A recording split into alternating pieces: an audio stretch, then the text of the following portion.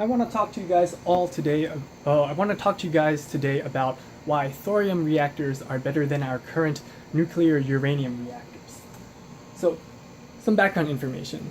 Reactors today, well, they're Generation 3 reactors, exactly what it sounds like. They're the third generation of reactors, the third generation of designs of nuclear reactors, and they use a uranium fuel cycle, which means that they use uranium as their fuel. And uranium produces some other stuff, but that's not important. It's important to note that reactors today, they have the least deaths per watt of energy generated, which means that whether it's in industry accidents or even health problems, nuclear energy produces the least deaths, and that includes solar power too. So it's pretty safe. And although we have thousands of power plants in the U.S., 99 of them produce nearly 1/5 of the electricity in the U.S. So nuclear reactors are really, really, really good at making electricity. That's important to note because we like nuclear reactors in general. However, there are a few concerns with nuclear reactors. Some minor but graphic ones that capture the public eye include environmental damage from mining and reactor safety, like explosions, meltdowns, basically catastrophic events like Fukushima and Chernobyl. And then there are the big major concerns with nuclear reactors, like long-term storage of radioactive waste and nuclear proliferation. So let me go one by one and explain why thorium is a better deal than our current uranium reactors. On mining safety, uranium has unique mining challenges.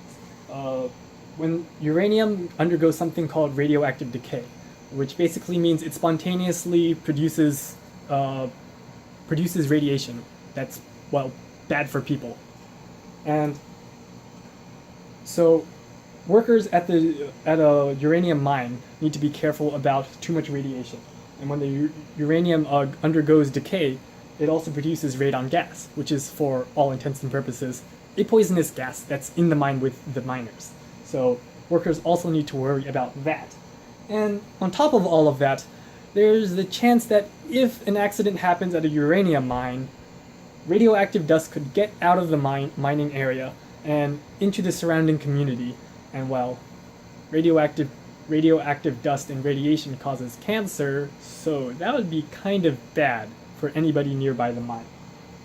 Thorium mines have no such problem.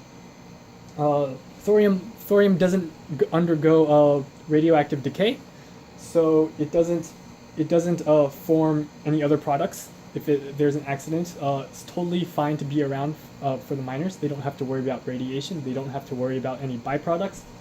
And if there's an accident at the mine, well, any thorium dust that gets into the air isn't going to hurt anybody else. The only time thorium dust is harmful is when it's near it's near a nuclear power plant. Around neighborhoods, it's perfectly fine. On reactor safety, our old reactors, our Generation 3 reactors, there is a chance to melt down thanks to the way they're designed. Basically, if our old reactors use uranium, and if you have too much uranium together in one spot, it's basically a bomb because of the way chain reactions and the way they set off use the energy in a nuclear reactor. So point being, chance to melt down, chance for things to, well, become Chernobyl or Fukushima.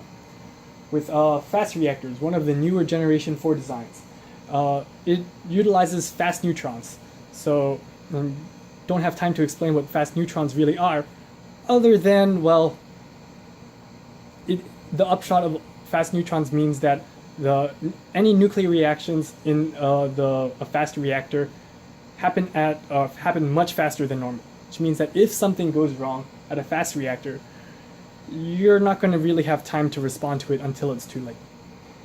With liquid fluoride thorium reactors, LFTRs, they use thermal neutrons, which means that the neutrons are nice and slow, just as slow as the ones in our old Generation 3 reactors, so we can respond in time. But without the chance of a chain reaction and explosion and some sort of meltdown. This is because liquid fluoride thorium reactors, LFTRs, have a low excess reactivity. And that means that if, say, there's an earthquake, there isn't going to be suddenly a power spike in my reactor. So there's no chance of a meltdown. On waste storage, our old reactors, the radioactive waste they produce is radioactive for thousands of years. 90+% of that waste is uranium, and that uranium is usable by some Generation 4 reactors, including liquid fluoride reactors in general. With Generation 4 reactors, well, they're better because they produce an order of magnitude less waste. What little waste is radioactive for only a few hundred years, and fast reactors can recycle the existing waste. And while that's nice for fast reactors, there are other pluses for our liquid fluoride thorium reactors, which I will explain later. And important thing to note, both fast reactors and liquid fluoride thorium reactors can have closed fuel cycles, which means that they need very little maintenance for decades at a time, as opposed to our current reactors, which require extra refueling every 20 or so years. With regards to nuclear proliferation, this is the big one, why liquid fluoride thorium reactors are much safer than fast reactors.